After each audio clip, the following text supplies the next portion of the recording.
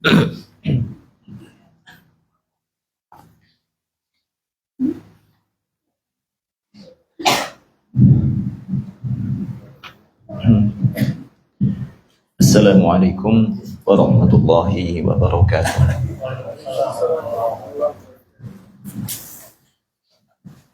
Innal hamdalillah nahmaduhu wa nasta'inuhu wa nastaghfiruh wa na'udzu billahi min shururi anfusina wa min sayyiati a'malina. May yahdihillahu fala mudilla lahu wa may yudlil fala hadiya lahu. وأشهد أن لا إله إلا الله وحده لا شريك له وأشهد أن محمدا عبده ورسوله. يا أيها الذين آمنوا اتقوا الله حق تقاته ولا تموتن إلا وأنتم مسلمون. يا أيها الناس اتقوا ربكم الذي خلقكم من نفس واحدة وخلق منها زوجها وبث منهما رجالا كثيرا ونساء واتقوا الله الذي تساءلون به والأرحام إن الله كان عليكم رقيبا. يا أيها الذين آمنوا اتقوا الله وقولوا قولا سديدا يصلح لكم أعمالكم ويغفر لكم ذنوبكم ومن يطع الله ورسوله فقد فاز فوزا عظيما. فإن أصدق الحديث كتاب الله وخير الهدى هدى النبي صلى الله عليه وسلم. شر الأمور محدثاتها وإن كل محدثة بدعة وكل بدعة ضلالة وكل ضلالة في النار. Ikhwah sekalian yang semoga selalu dirahmati Allah Subhanahu wa ta'ala, kita bersyukur kepada Allah atas nikmatnya kepada kita, terlebih khusus Allah Subhanahu wa ta'ala pada hari ini telah mempertemukan kita di salah satu bulan yang menjadi bulan menjelang bulan Ramadan. Alhamdulillah, kita berada di bulan Sya'ban, bulan yang mana Ibunda Aisyah radhiyallahu taala anha mengatakan beliau tidak pernah melihat Rasulullah menyempurnakan puasa sebulan penuh selain di bulan Ramadan, dan beliau tidak pernah mendapati Rasulullah lebih banyak berpuasa sunnah melebihi puasa yang beliau lakukan di bulan Sya'ban. Demikian pula yang ditanyakan oleh Usamah bin Zaid kepada Rasulullah sallallahu alaihi wasallam dalam hadis riwayat Imam Nasa'i. Beliau mengatakan, "Ya Rasulullah, lam araka tasumu syahran min asy-syuhuri ma tasumu min Sya'ban." Wahai Rasulullah, saya tidak pernah mendapati engkau berpuasa sebagaimana puasa yang engkau lakukan di bulan Sya'ban. Qal Rasulullah sallallahu alaihi wasallam bersabda, "Dzalika syahrun yaghfulun nasu anhu." Kenapa demikian? Beliau mengatakan bulan ini adalah bulan yang banyak manusia melalaikan. Bulan Sya'ban adalah bulan yang banyak manusia lalaikan. Kenapa demikian? Baina Rajabin wa Ramadan, karena ia berada di antara bulan Rajab, salah satu bulan haram yang orang-orang akan lebih hati-hati dalam melanggar batasan Allah Subhanahu wa ta'ala, dan ia juga berada di antara bulan berikutnya, bulan mulia, bulan Ramadan, yang semoga Allah pertemukan kita dengannya dan Allah memberikan taufik kepada kita di dalamnya. Nah, selain itu Rasulullah sallallahu alaihi wasallam juga mengingatkan, wa huwa syahrun turfa'u fihi al-a'malu ila Allah azza wa jalla ila rabbil alamin. Dan pada bulan ini amalan-amalan akan diangkat kepada Rabbul Alamin, kepada Allah Subhanahu wa ta'ala. Fa uhibbu an yurfa'a amali wa ana sha'im. Maka Nabi Shallallahu Alaihi Wasallam mengingatkan kepada kita, beliau bahagia apabila amalan beliau diangkat kepada Allah Subhanahu wa Ta'ala dalam kondisi beliau sedang berpuasa.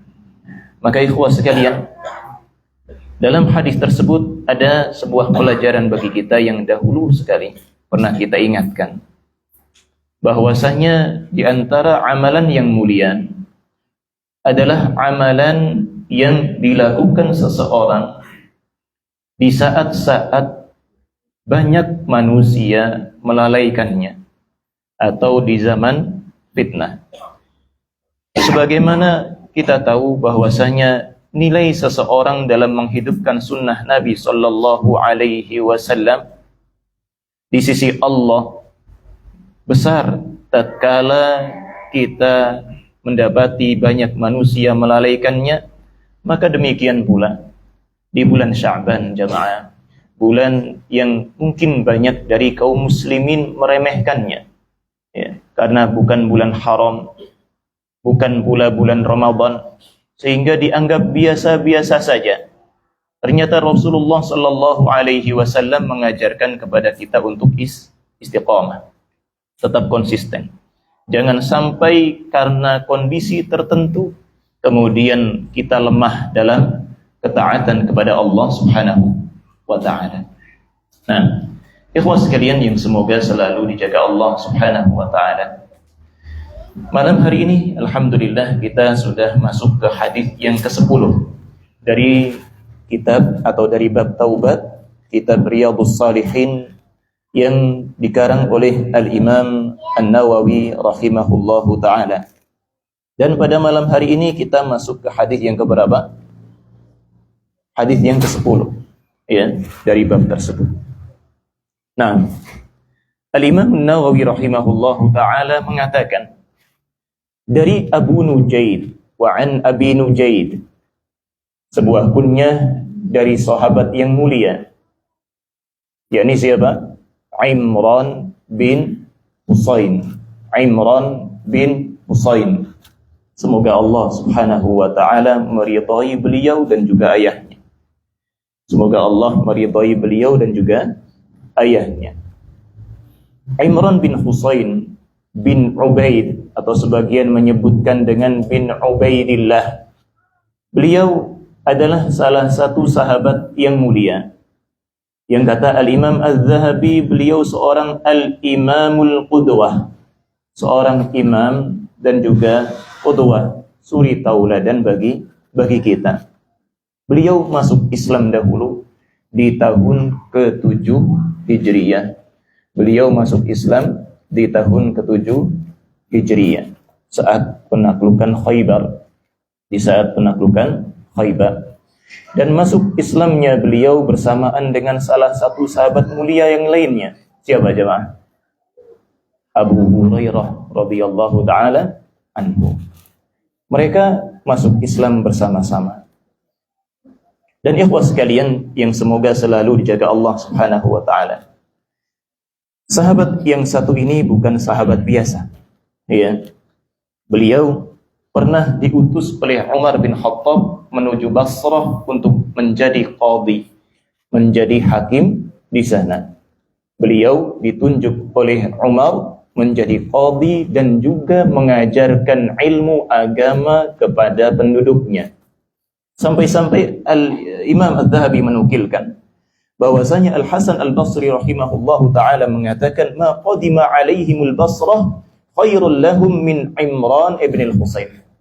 Ya, tidak pernah datang seorang pun ke penduduk Basrah yang lebih baik dibandingkan dengan sahabat yang satu ini. Sahabat siapa? Imran bin Husayn. Masya Allah.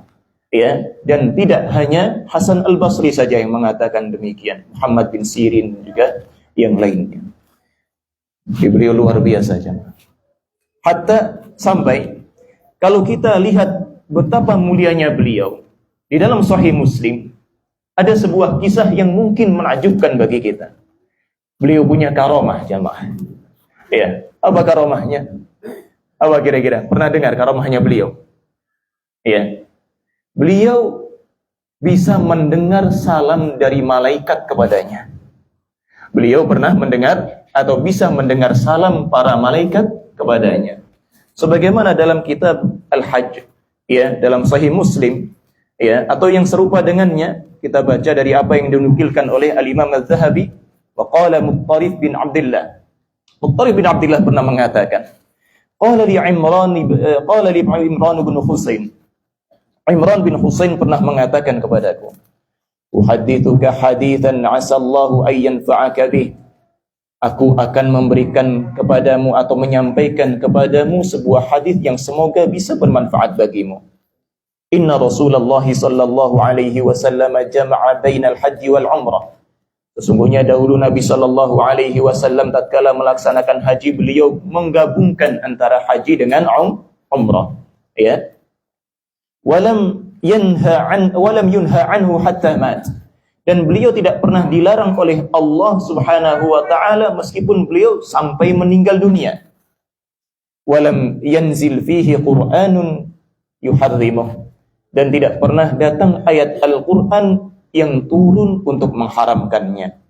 Makanya sampai sekarang kita tahu ada haji tamattu' atau haji qiran. Nah, demikian. Wa annahu kana yusallimu alayya qal falamma tawaitu amsaka dhalika falamma taraktuhu 'ada ilai. Di antara karamah beliau, ya, dalam riwayat yang lain beliau melarang sahabat atau kawan beliau yang mendengar kisah ini untuk menceritakannya. Tapi kalau misalkan beliau sakit dan kemudian meninggal, boleh baru diceritakan kisah ini. Apa itu? Ya, selama ini beliau bisa mendengar salam para malaikat kepada beliau. Sampai akhirnya apa? Suatu hari beliau berobat menggunakan kai. Berobat menggunakan kai. Kai itu apa? Besi panas. Ya, kai besi yang dipanaskan. Nah, dan antum tidak tahu jamaah betapa beliau sabar sekali dengan ketentuan Allah Subhanahu wa taala. Beliau sakitnya enggak sebentar jamaah. Antum tahu sakitnya berapa lama? 30 tahun beliau sakit. 30 tahun. Ya. Dan tatkala apa? Tatkala ada orang yang menanyakan kepada beliau, "Tidakkah engkau memohon kepada Allah untuk memberikan kesembuhan kepada penyakitmu?" Sebagian menyebutkan beliau sakit perut. Sebagian yang lain menyebutkan beliau kena wasir. 30 tahun jemaah. 30 tahun. Apa yang beliau katakan? Ya. Yang aku sukai adalah apa yang Allah sukai. Yang aku sukai adalah apa yang Allah sukai terhadapku. Demikian. Jadi beliau yakin kepada Allah Subhanahu wa taala bahwasanya sakitnya akan meleburkan dosanya, dan beliau tetap bersabar kepada Allah Subhanahu wa taala atas musibah yang menimpanya. Dan demikian, hal ini mengingatkan kita terhadap hadis Nabi sallallahu alaihi wasallam, "Inna ar-rajula la yakunu lahul manzilatu 'inda Allah fama yablughuha bi'amal." Sesungguhnya ada seseorang yang dia memiliki manzilah yang tinggi di sisi Allah, kedudukan di sisi Allah yang tidak akan pernah bisa dia capai dengan usaha perbuatannya. Jelas ya, antum pengen mana? Punya kedudukan tinggi atau rendah di sisi Allah? Pasti ingin yang tinggi. Demikian. Ada di antara hamba-hamba Allah ini. Siapa tahu antum di antaranya. Sebenarnya Allah Subhanahu wa taala telah memberikan kedudukan yang tinggi bagi dia di sisinya. Akan tetapi kalau misalkan dia murni mengandalkan amal kebaikannya saja, dia tidak akan mampu untuk mencapainya. Ya. Fama yablughuha bi'amal wala yazalu yabtalihi bima yakrah hatta yablughahu iyyaha hatta yuballighahu iyyaha. Ya. Akan tetapi Allah Subhanahu wa taala terus menimpakan ujian dengan hal-hal yang tidak disukainya sampai akhirnya dia bisa mencapai kedudukan tersebut. Ya. Demikian jamaah. Jadi demikianlah yang mungkin menjadi faktor pendorong beliau. Semoga Allah meridainya. Ya, tatkala beliau subhanallah sakitnya tidak biasa aja. Sakitnya beliau sampai 30 tahun, ya. Kalau bahasa kita Pak, bed rest, seperti ibu-ibu ya. Kadang sebagian yang lemah fisiknya tatkala hamil harus apa? Bed rest. Untuk berdiri susah, untuk duduk susah. Ya, 30 tahun lamanya jemaah. Ya, demikian ya ikhwah. Selama itu beliau bisa dengar salam malaikat terhadapnya. Sampai akhirnya apa? 2 tahun menjelang wafatnya beliau, ya. Beliau apa? Memutuskan untuk coba berobat dengan kai. Mencoba berobat dengan kai. Antum tahu yang terjadi jemaah. Setelah beliau berobat menggunakan kai besi panas tersebut, ya, salam malaikat terhadapnya tidak lagi didengarnya. Ya, hatta tarak, kata beliau. Sampai apa? Sampai beliau berhenti untuk berobat menggunakannya. Demikian Masya Allah. Ya, itulah diantara tanda tingginya keimanan beliau. Ya, tingginya keimanan beliau. Padahal beliau dalam kondisi seperti itu, tapi apa? Beliau wa ala rabbihim yatawakkalun, lebih memilih untuk bertawakal kepada Allah Subhanahu wa ta'ala, tidak melanjutkan ya pengobatannya, dan beliau tetap berharap yang terbaik dari sisi Allah Subhanahu wa ta'ala.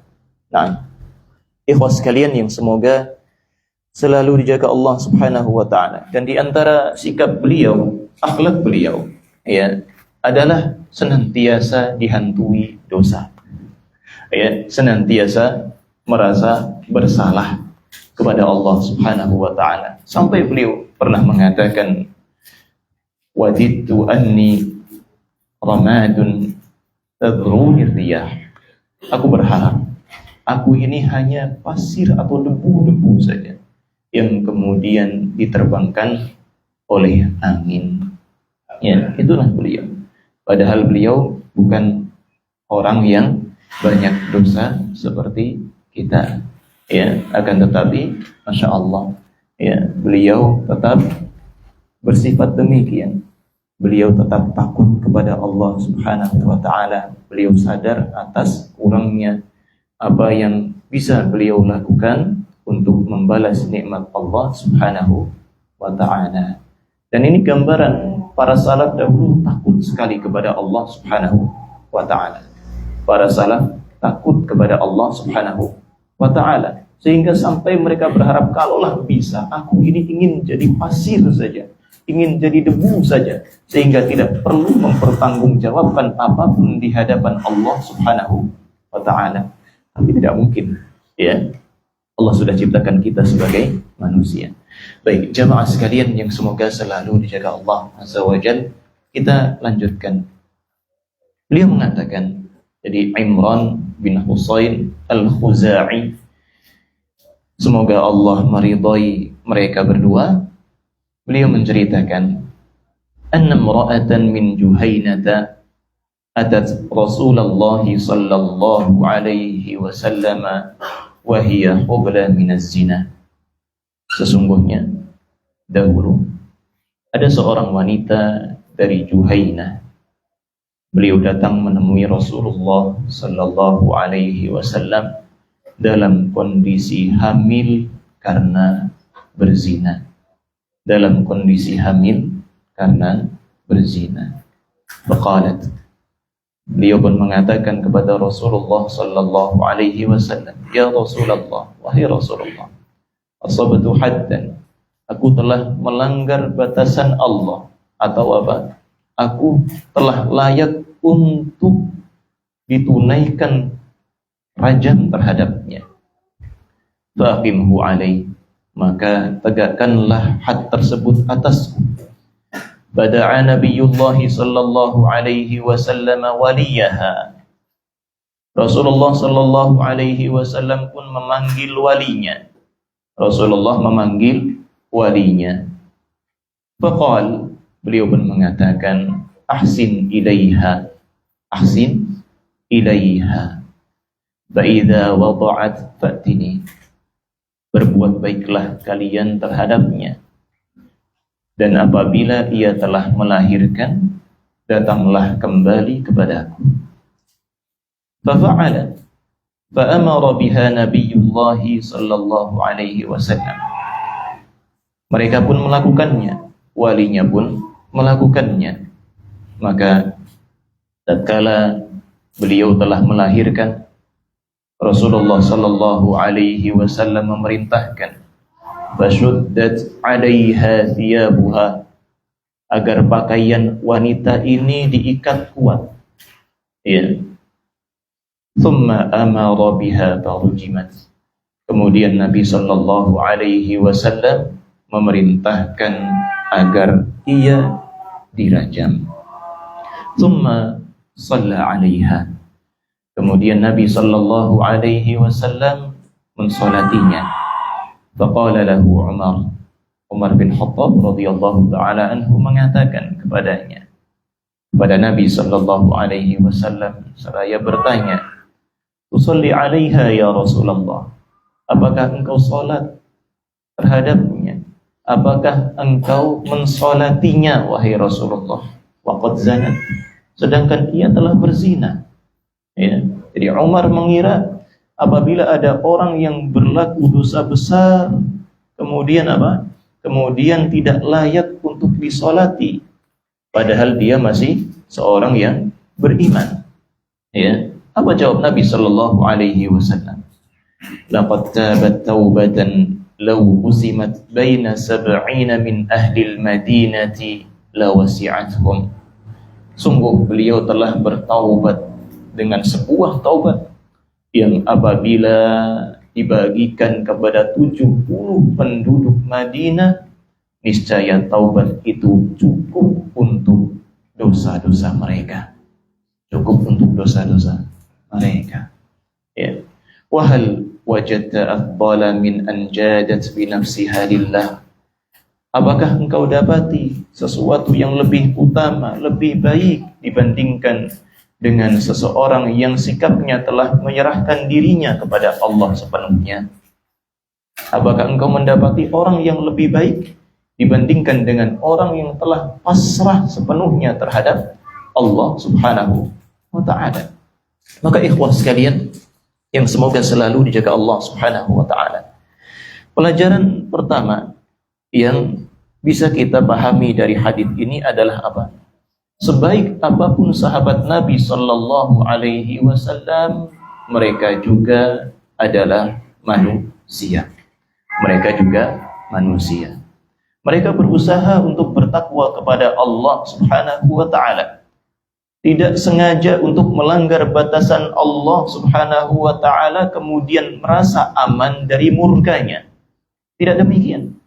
Akan tetapi ada saat di mana iman mereka lemah, ya, sehingga godaan setan pun menghampirinya, dan terjadilah apa yang terjadi di antara mereka.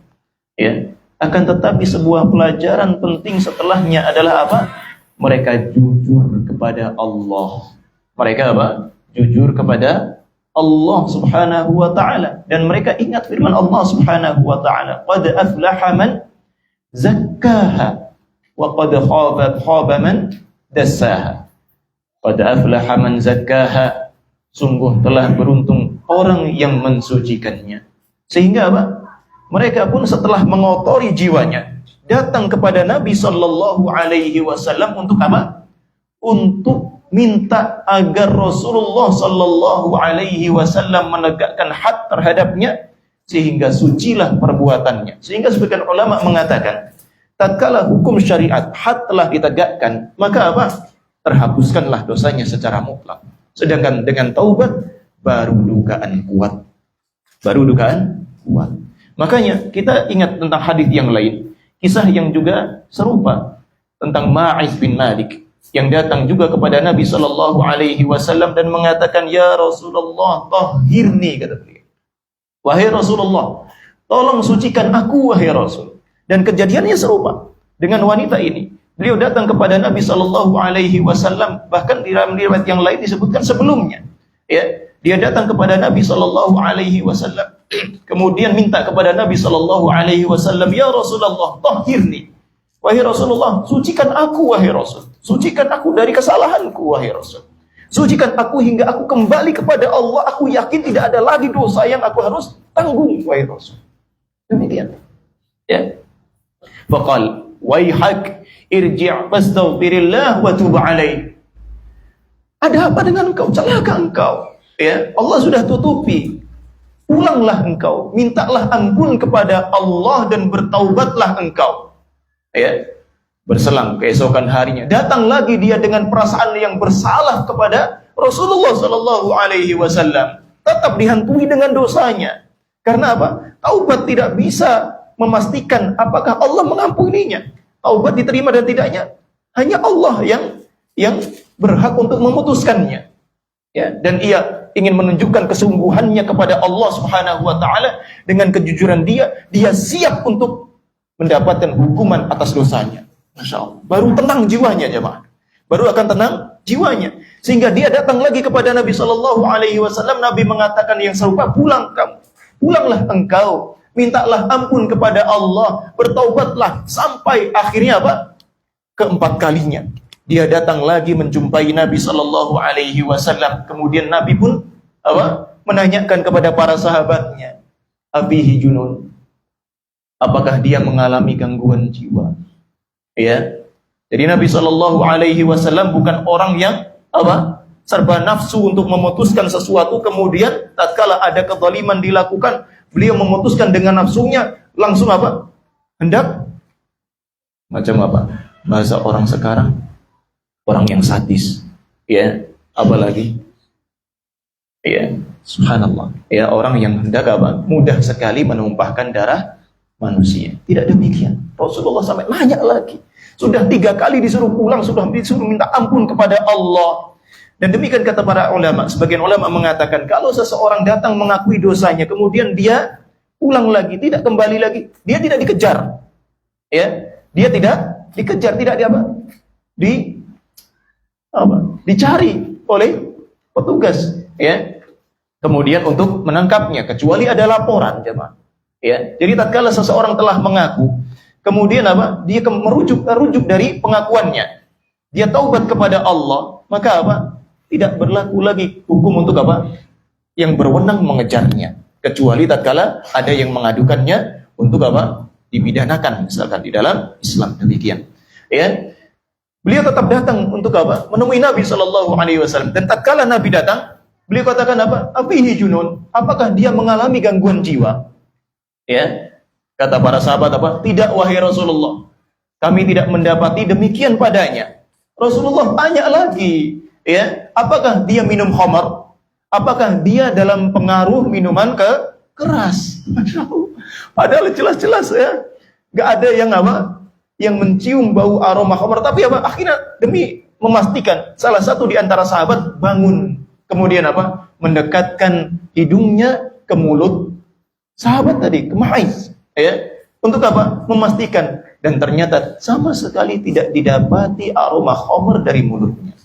Benar-benar murni pengakuan, ya, dengan kesadarannya kepada Allah dan Rasul. Akhirnya apa? Akhirnya ditegakkan rajam kepadanya. Demikian kesungguhan para salaf dahulu jamaah. Tatkala mereka menyesali dosa, ya. Sedangkan kita jamaah kadang untuk bertaubat, menyesali kesalahan kita saja berat. Adanya kita lebih apa? Suka membela diri kita, ya. Tidak bersegera kembali kepada Allah Subhanahu wa taala. Sampai kapan jemaah? Sampai kapan? Ya. Sedangkan tatkala kita telah diberikan kesadaran oleh Allah Subhanahu wa taala, mestinya kita memanfaatkannya dengan bersegera kembali kepadanya, bukan menunda-nunda. Karena mereka paham betul apa tadi? Sungguh beruntung orang yang telah mensucikan jiwanya, dan bangkrut, rugi orang-orang yang mengotorinya. Nah, jadi kita kembali kepada hadis tadi, seorang wanita jamaah, wanita. Ini menunjukkan apa? Sebuah pelajaran penting bagi kaum muslimin, bahwasanya muskilah, masalah terberat seorang yang beriman adalah apa? Bagaimana dia bisa lepas dari dosa. Masalah sebenarnya bagi seorang yang beriman adalah apa?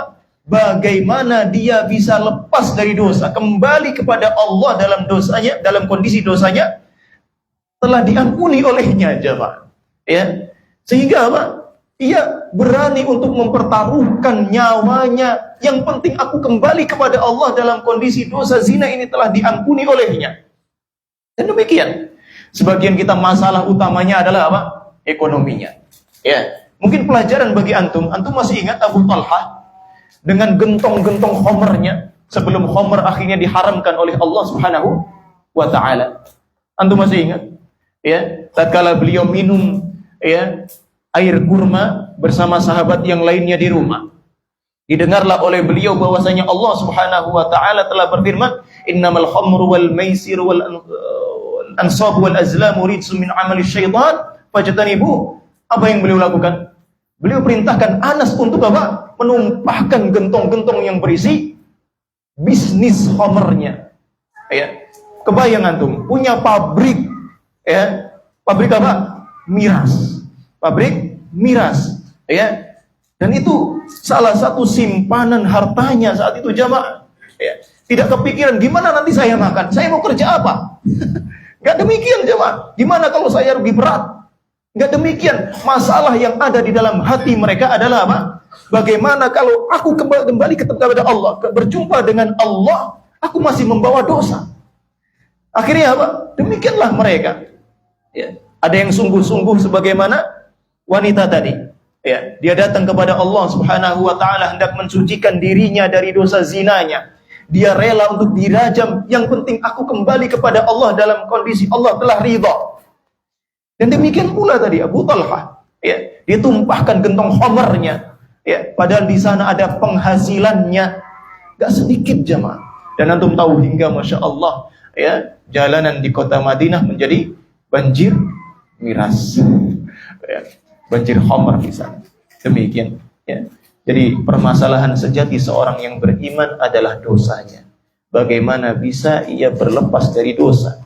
Ya, bukan bagaimana dia, ya, bagaimana dia mendapatkan atau memperbaiki ekonominya, ya, lebih diutamakan dibandingkan dengan permasalahan dosanya. Nah, itu juga masalah memang, jemaah, ya. Kalau nggak punya harta, nggak bisa makan juga masalah memang, betul. Tapi apa? Masalah formalitas dunia sebagai orang yang hidup di dunia, ya. Tapi ya sekalian, antum tahu sendiri, ya. Mungkin bahkan sebagian orang mengatakan harta yang habis, rezeki yang telah kita infakkan bisa kita cari lagi. Adapun dosa yang kita lakukan, ya, harus kita tobati. Sedangkan menerima dan tidaknya, atau diterima dan tidaknya taubat kita, ya, murni hak Allah Subhanahu wa ta'ala. Bukankah kita ingat di kisah yang telah lalu kita sebutkan tentang Ka'ab bin Malik? Allah menangguhkan taubatnya sampai 50 hari, padahal Allah kuasa. Kalau Allah hendak menerima taubatnya langsung saat itu juga.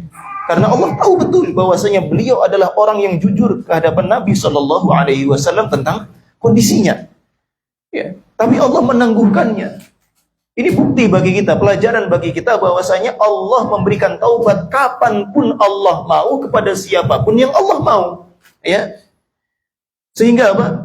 Kembali kepada apa yang telah kita sebutkan tadi, diterima dan tidaknya taubat bagi kita masih suatu dugaan kuat, ya. Belum sebuah kepastian sebagaimana yang disebutkan sebagian ahlul ilmi dengan ditegakkannya had. Ditegakkannya had. Paham nggak istilah had? Had itu hukuman yang berlaku bagi tindak pelanggaran di dalam Islam. Baik, jamaah sekalian yang semoga selalu dijaga Allah Subhanahu wa taala. Dan di dalam riwayat yang lain, ya, tentang Al-Ghamidiyah, ya, sebagaimana kisah ini. Rasulullah Shallallahu Alaihi Wasallam tatkala mendapati wanita tersebut hamil karena zina, Rasulullah Shallallahu Alaihi Wasallam memerintahkan dia untuk mengandung putranya sampai nanti melahirkan, lalu datang lagi menjumpainya. menjumpai Nabi Shallallahu Alaihi Wasallam. Dilakukannya jemaah. Selama 9 bulan dia mengandung anaknya dengan penuh penyesalan kepada Allah Subhanahu wa Ta'ala. Kalau dia mau lari, ada waktu 9 bulan bisa jemaah. Kalau hendak berlari dari hukuman dunia. Kayak kita, ya.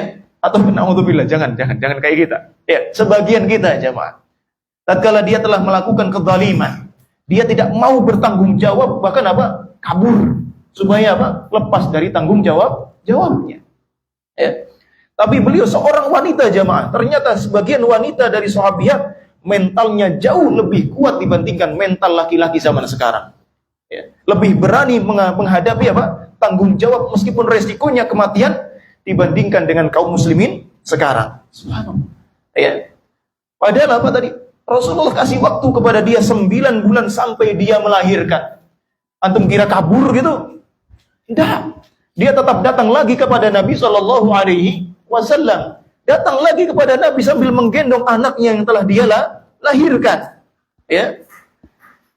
Nabi Shallallahu Alaihi Wasallam kemudian memerintahkan kepadanya, asuh dia sampai engkau menyapihnya. Tambah lagi. Ya. Menyapihnya itu standarnya berapa jemaah? Berapa lama? 2 tahun. Wa hamluhu wa fisaluhu 30 syahra. Ya, wa hamluhu wa fisaluhu 30 syahra.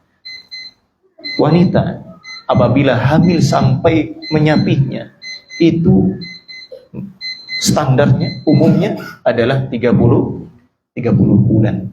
Ya, berarti setelah melahirkan ya dia harus menyusui sampai menyapihnya selama 2 tahun. Dikasih waktu lagi jemaah.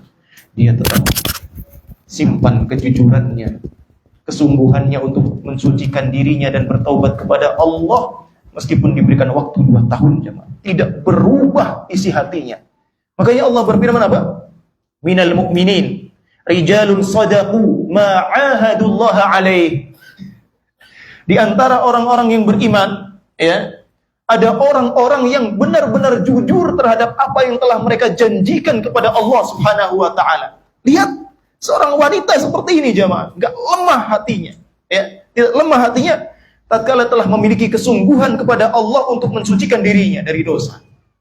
9 bulan berlalu, tetap datang kepada Nabi. 2 tahun berlalu, datang lagi kepada Nabi sambil menggendong anaknya telah membawa sebuah roti di tangannya. Ya. Akhirnya Rasulullah Sallallahu Alaihi Wasallam memerintahkan sahabatnya untuk menegakkan rajam terhadapnya. Setelah anak tadi diberikan kepada salah satu sahabat yang lainnya. Nah, sudah ada.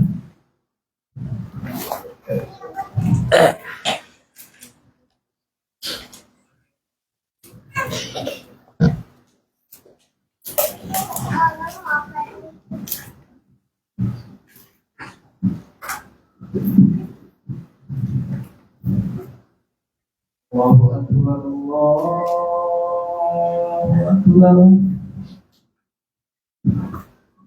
Allahu Akbar, Allahu Akbar.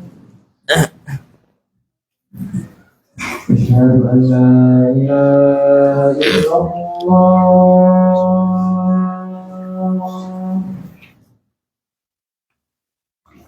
أشهد أن لا إله إلا الله.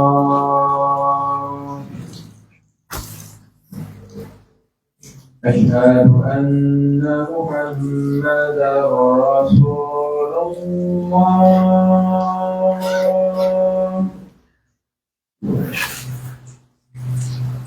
أشهد أن محمدا رسول الله.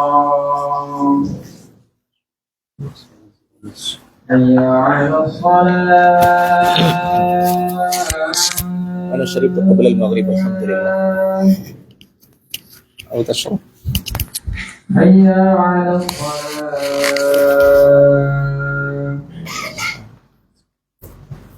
حي على الفلاح.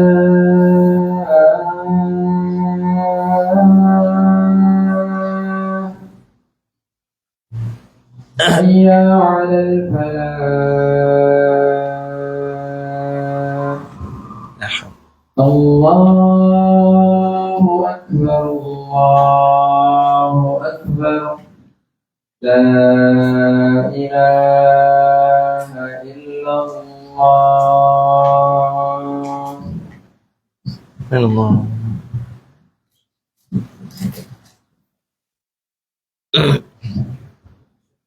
Kayaknya nggak ada pertanyaan ini. Simpan dulu ya.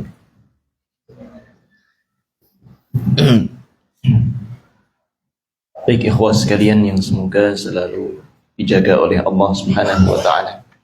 Di antara faedah yang bisa kita petik dari hadis ini ya adalah bagaimana sikap taslim, berserah diri sepenuhnya kepada Allah Subhanahu wa taala yang dicontohkan oleh para salaf kita. Sikap taslim, berserah diri kepada Allah Subhanahu wa taala, demikian pula kepada hukum yang ditetapkan oleh Allah sepenuhnya. Sehingga tatkala wanita tersebut datang menghadap Nabi sallallahu alaihi wasallam, tidak didapati walinya, keluarganya menghalangi. Ya, padahal mereka harus kehilangan salah satu di antara keluarganya. Ya. Makanya ikhwah sekalian yang semoga selalu dijaga Allah, di antara orang yang dibenci oleh Allah Subhanahu wa taala adalah man awa muhditha. Man awa muhditha. Ya, orang yang melindungi pelaku kriminal, atau dalam makna yang lain, syarah yang lain oleh para ulama, ya, orang yang mempelopori tindakan yang tidak diajarkan oleh Nabi sallallahu alaihi wasallam di dalam agama.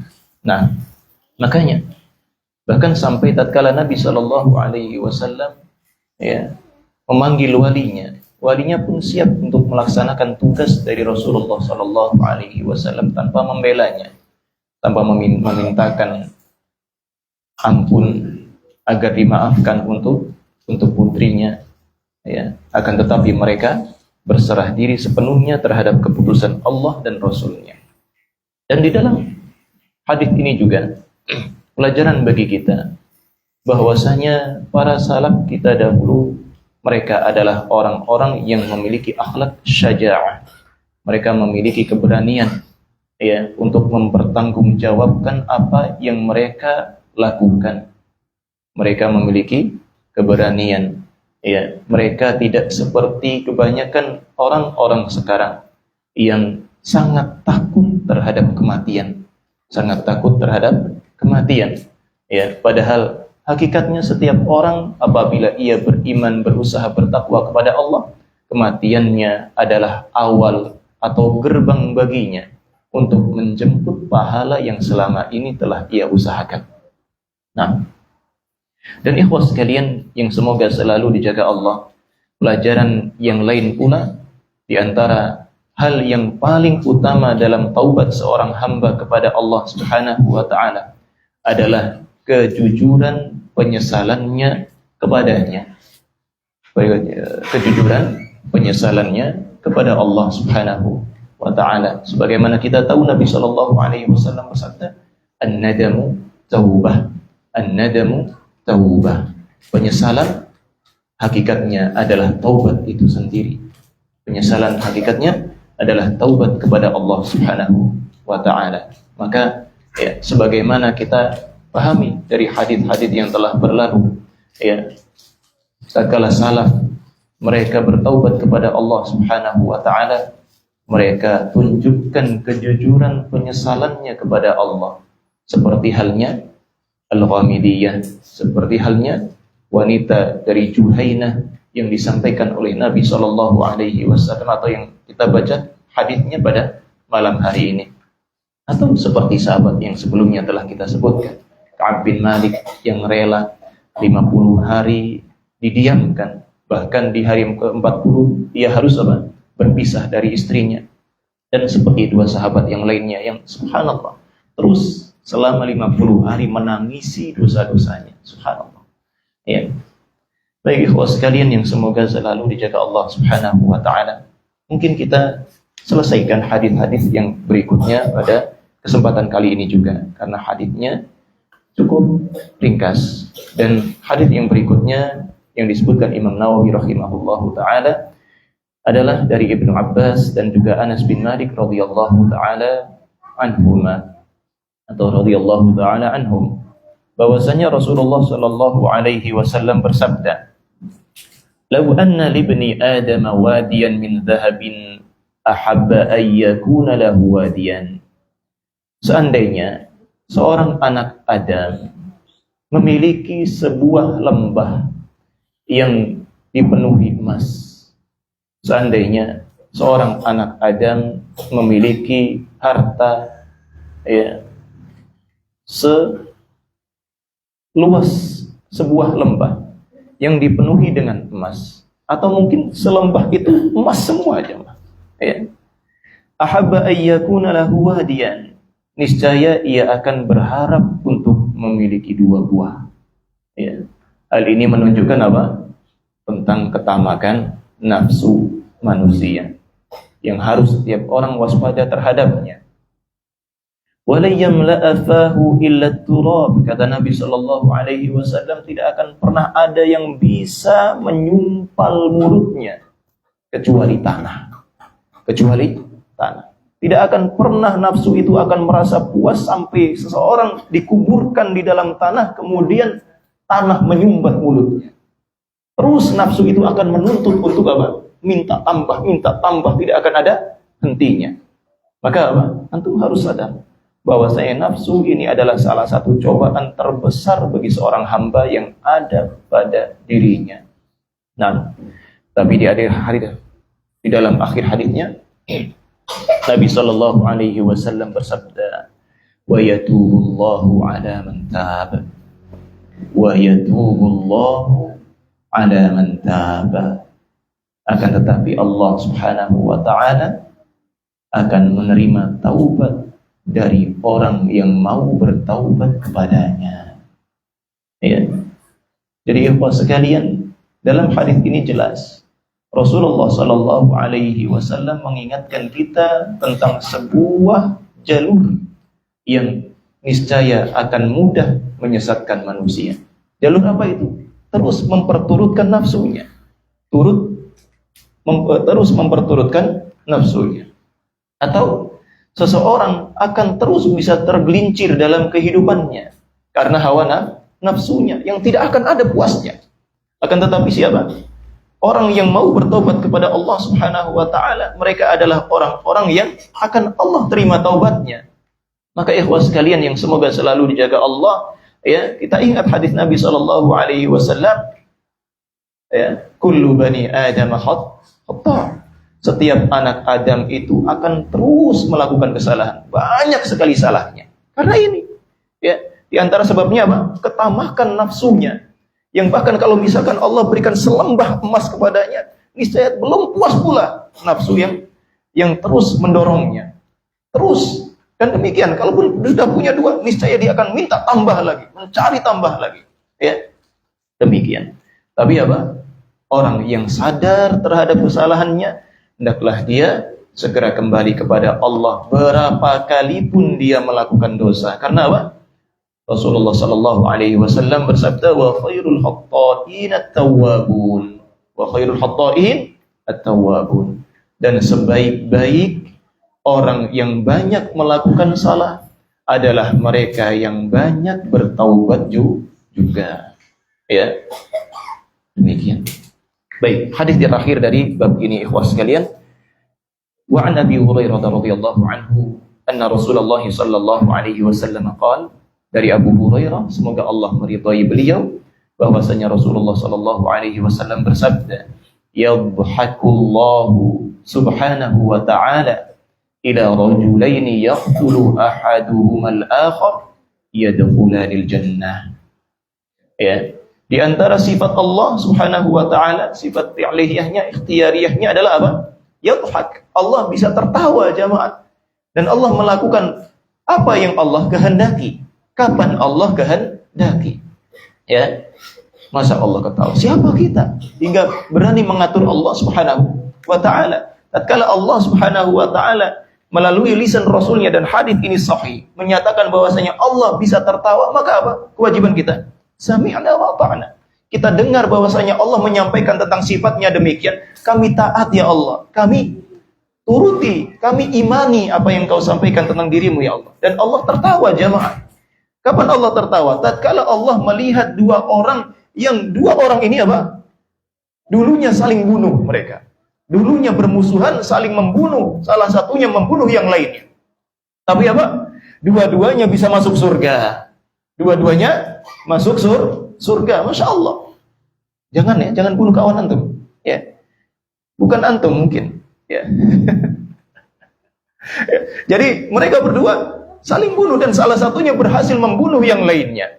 Tapi keduanya masuk ke dalam surga. Ya. Yuqatilu hadha fi sabilillahi fayuqtal. Siapa mereka? Ternyata salah satunya adalah seseorang yang berjuang di jalan Allah Subhanahu wa taala. Dia berperang di jalan Allah Subhanahu wa taala, akhirnya dia terbunuh. Dia terbunuh oleh orang yang kedua. Ya. Tsumma yatubullahu 'alal qatil. Kemudian Allah Subhanahu wa taala memberikan taubatnya kepada pelaku pembunuhan, kepada pembunuhnya. Fayuslimu fayustashhad, dia pun masuk Islam. Kemudian dia juga wafat dalam kondisi syahid. Ya, meskipun tidak serupa. Hadis ini mengingatkan kita kepada siapa? Kisahnya siapa jemaah? Al-Wahsy. Al-Wahsy. Ya, yang dahulunya apa? Beliau dalam kondisi kufur, kondisi kafir, dia dijanjikan untuk dimerdekakan oleh majikannya. Ya. Dijanjikan harta tatkala dia bisa membunuh paman Nabi yang bernama siapa? Hamzah. Ya. Dia pun di dalam peperangan mengintai dengan tombak khas orang-orang Ethiopia. Ya. Dia mengintai paman Nabi dan akhirnya tatkala dia mendapati kesempatan, dilemparkanlah tombaknya hingga mengenai perutnya, menembus punggungnya. Wafatlah paman Nabi. Semoga Allah Subhanahu wa taala meridainya. Tapi antum tahu, berselang lama setelah Fathu Makkah, antum tahu setelah Fathu Makkah jemaah, karena beliau cemas, khawatir Rasulullah masih menyimpan amarahnya, beliau kabur ke Taif. Ya. Lari beliau ke Taif. Tapi tatkala beliau mendengar bahwasanya tatkala Rasulullah menjelaskan Islam menerima siapapun yang mau kembali kepadanya, mau bertaubat kepadanya, kembali kepada Allah Subhanahu wa taala, beliau pun beranikan diri datang menemui Nabi sallallahu alaihi wasallam di kota Madinah. Beliau menyatakan Islamnya dan Rasulullah menerimanya. Rasulullah tidak mendahulukan emosinya hendak balas dendam, tapi Masya Allah, Rasulullah juga manusia biasa. Beliau katakan agar apa? Beliau menjauhkan wajahnya dari pandangan Nabi SAW. Karena Nabi tidak ingin teringat kesedihan di mana beliau kehilangan salah satu paman yang paling beliau cinta. Ya. Akhirnya apa? Wahsy pun melakukan demikian, menahan dirinya dengan kerinduannya meskipun hendak bersama Nabi SAW, supaya tidak mengingatkan beliau tentang kesedihan Nabi SAW. Beliau pun menahan dirinya, tidak menemui Nabi. Ya. Beberapa lama. Nah, kemudian tibalah saat tatkala Rasulullah Shallallahu Alaihi Wasallam wafat. Ya, beliau telah menjadi seorang Muslim sekarang. Abu Bakar pun menjadi khalifah. Dari sana muncul seorang Musailimah Al-Kadzdzab. Musailimah Al-Kadzdzab. Ya, seorang nabi palsu yang dengannya beliau berazam, bertekad kepada Allah agar beliau bisa menebus kesalahannya dengan tombak yang sama, untuk menembus tubuh si nabi pendusta, ya, nabi palsu. Dan saat itulah beliau melakukan hal yang serupa. Beliau mengintai dengan tombaknya, bersembunyi hingga tiba saat beliau bisa melemparkannya, dan ditembuslah dengan tombak tersebut dada Musailimah Al-Kadzdzab. Masya Allah, bahagianya luar biasa beliau. Karena apa? Serasa hatinya telah bisa menebus kesalahan besar yang dahulu pernah beliau lakukan kepada Nabi dan Islam. Dengan perbuatannya sekarang bisa membela Islam dengan tombak yang sama yang dahulu pernah melukai hati Nabi Sallallahu Alaihi wasallam. Demikian ikhwah sekalian. Itulah hidayah Allah. Maka jangan sampai kita berputus asa terhadap rahmat Allah bagi seorang hambanya. Meskipun dahulu dia pernah melakukan keburukan, ya, semisal sampai membunuh, bahkan memerangi Nabi Shallallahu Alaihi Wasallam. Semoga kita bisa mengambil faedah dari apa yang kita baca dan kita ingatkan pada malam hari ini. Semoga Allah Subhanahu wa taala menjadikan kita di antara hamba-hambanya yang tawwabin. Menjadikan kita di antara hamba-hambanya yang senantiasa bersegera bertaubat kepada Allah Subhanahu wa taala setelah kesalahannya yang baru dia lakukan maupun yang selama ini telah dia laksanakan. Semoga Allah Subhanahu wa taala memberkahi majelis kita dan kita akhiri dengan doa kafaratul majlis. Subhanakallahumma wa bihamdik asyhadu an la ilaha illa anta astaghfiruka wa atubu ilaik. Assalamualaikum warahmatullahi wabarakatuh.